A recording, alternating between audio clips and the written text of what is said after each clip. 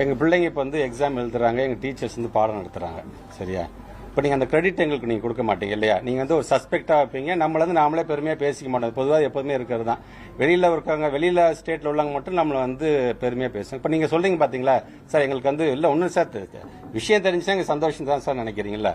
இப்போ இந்த ஸ்கூலை சார்ந்தவங்க லாஸ்ட் இயரில் என்ன பண்ணாங்கன்னு யாராச்சும் பார்த்துருக்கீங்களா?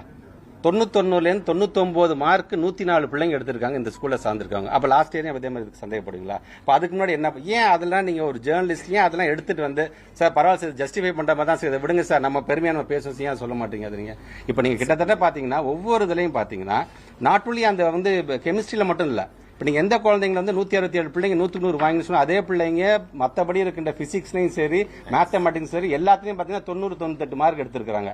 ஸோ அப்போ அந்த பிள்ளைங்க வந்து அப்போ வந்து அதுலேருந்து சேர்ந்து எடுத்துருக்காங்க நீங்கள் சொல்ல வரீங்களா? ஸோ நான் இதை பொறுத்த வரைக்கும் இருந்தாலும் நீங்கள் சொல்றது பத்திரிகையில் வந்துருச்சு. பத்திரிகை தான் நாங்கள் வந்து சாதாரணமாக எடுத்துக்க மாட்டோம். எங்களை பொறுத்த வரைக்கும் எங்களை வழிநடத்தக்கூடிய பத்திரிகை செய்தியாகத்தான் நாங்கள் இது வரைக்கும் நான் பார்க்காத விமர்சனமாக இருந்தாலும் சரி பாராட்டுகளாம் அதான் சொன்னேன். அவங்க சொல்லிட்டாங்க, ஒரு சந்தேக பறைய மேலே திருப்பிட்டாங்க, ஆளாருக்கு சோஷியல் மீடியாவில் போட ஆரம்பிச்சிட்டாங்க. அது சார்ந்து இப்போ என்கொயரி பண்ணுங்கன்னு சொல்லிட்டு இப்போ நேற்று முதல்கட்ட என்கொயரியில் பண்ணியாச்சு ஃபுல்லாகவே.